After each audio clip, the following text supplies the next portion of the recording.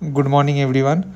आज के প্যারিসে আমাদের সেকেন্ড ডে, আর আজকে আমরা যাওয়ার প্ল্যান করেছি ডে ট্যুরে প্যালেস অফ ভার্সাই দেখতে।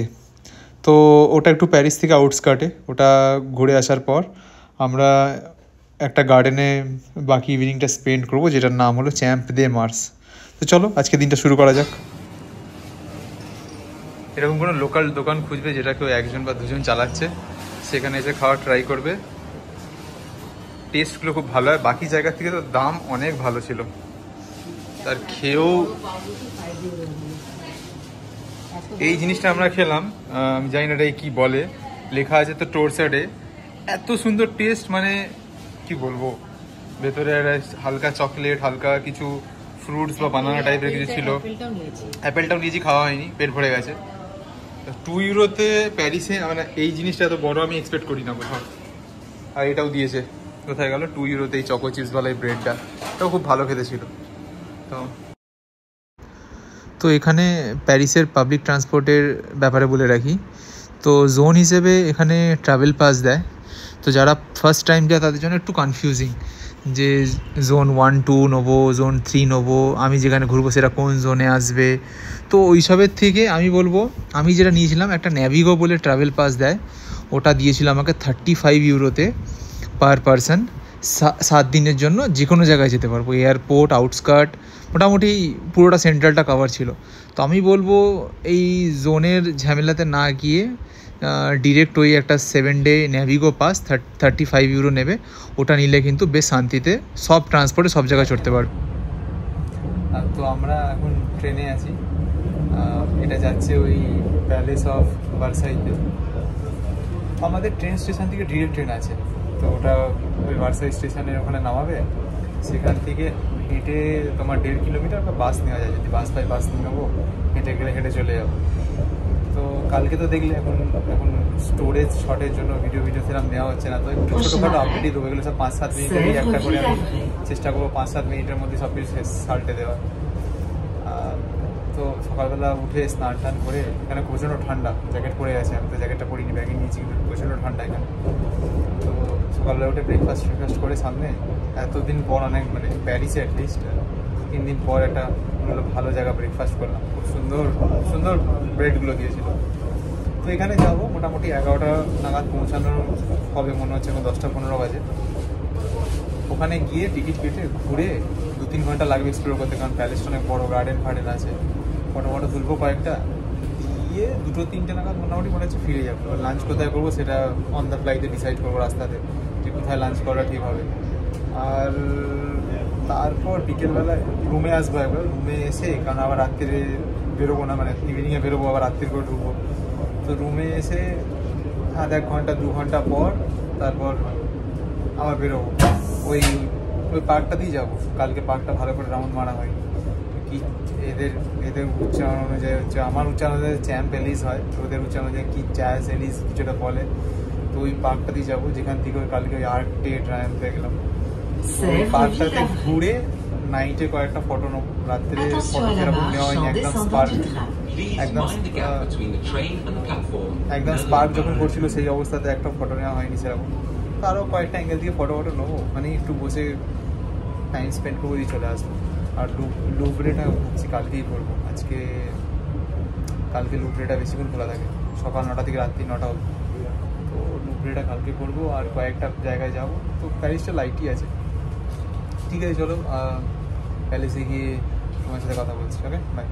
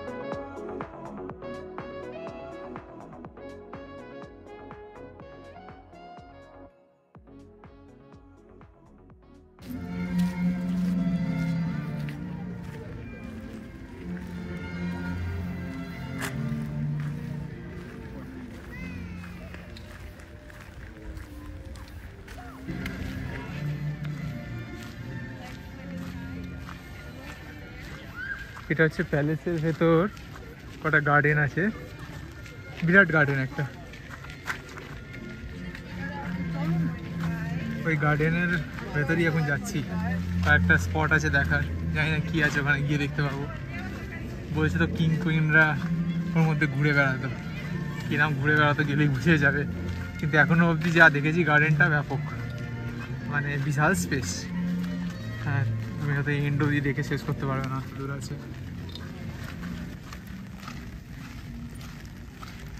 সাইডটাও এরকম দেখতে, যে সাইডে যেতে যাচ্ছি, বাট সিন্স এদিকটা বেশি ভালো দেখতে তো আমি এদিকটাই শ্যুট করছি।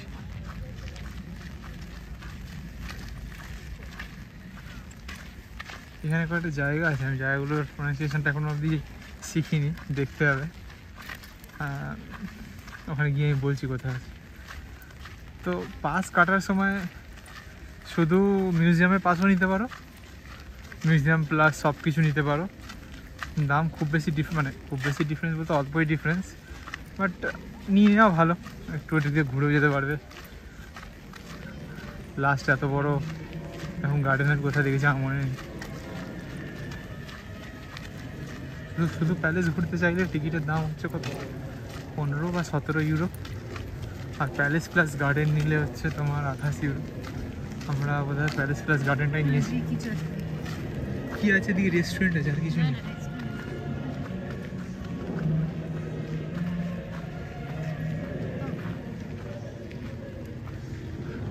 ভেতর দিয়ে যাবো।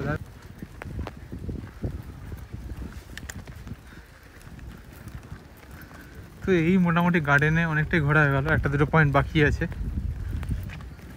আমি বলবো তোমরা যদি একদম হাতে গোনা টাইম নিয়ে আসো, দরকার নেই এখানে মানে একটা দিন ওয়েস্ট করে, কারণ জায়গাটা ঘুরতে সময় লাগবে, অনেকটাই বড়।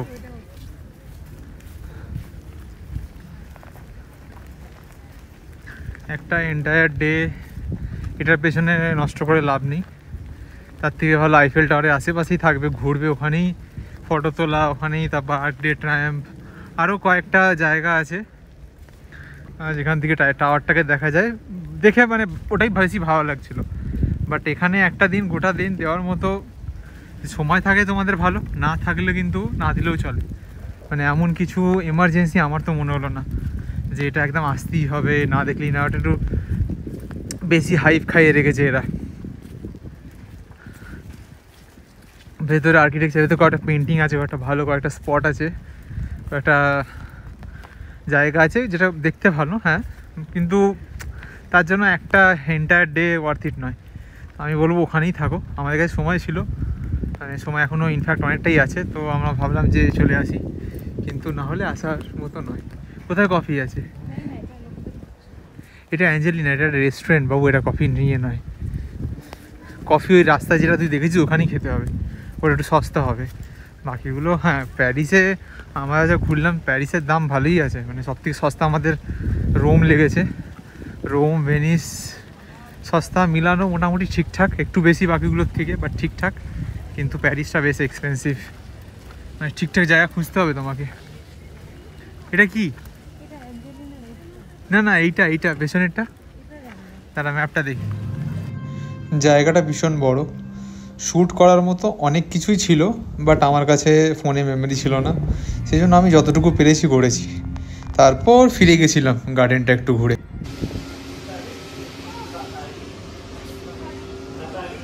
তো প্যালেস অফ ভার্সাই দেখা হয়ে গেছে, এই স্টেশনে এসেছিলাম। এবার এটা হচ্ছে ট্রেনের সেকেন্ড ফ্লোর, দেখতে ভালো লাগছিল সেজন্য ভালো একটু শটটা নিয়ে নিই। এবার এখান থেকে যাব হচ্ছে আমরা চ্যাম্প দে মার্স। আমার উচ্চারণ তো চ্যাম্পি হয়, CHAMP। এতে জানি না এটা কী বলে, অ্যাম্প না কি বলে।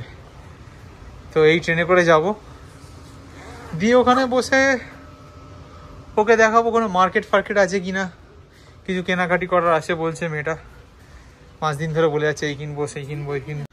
তো ট্রোকাডেরের মতো আর একটা সুন্দর জায়গা আছে যেখান থেকে ভালো ফটো আসবে উইথ আইফেল টাওয়ার, সেই জায়গাটার নাম হচ্ছে চ্যাম্প দে মার্স। তো আমরাও এখানে মোটামুটি ঘন্টা 2 ছিলাম। জাস্ট একটা গার্ডেন, আর লোকজন এসে এখানে ওয়াইন খায়, কেউ কেউ ডিনার করে, কিছু না কিছু চলতেই থাকে। তো এখানে ঘুরবে, টাইম স্পেন্ড করবে, জায়গাটা খুব ভালো। এটার পর আমরা সেদিনকে ডিনার করে তো বাড়ি চলে গেছিলাম, কারণ ওয়েদার খারাপ ছিল। তো চলো, দেখা হচ্ছে তোমার সাথে নেক্সট ভিডিওতে।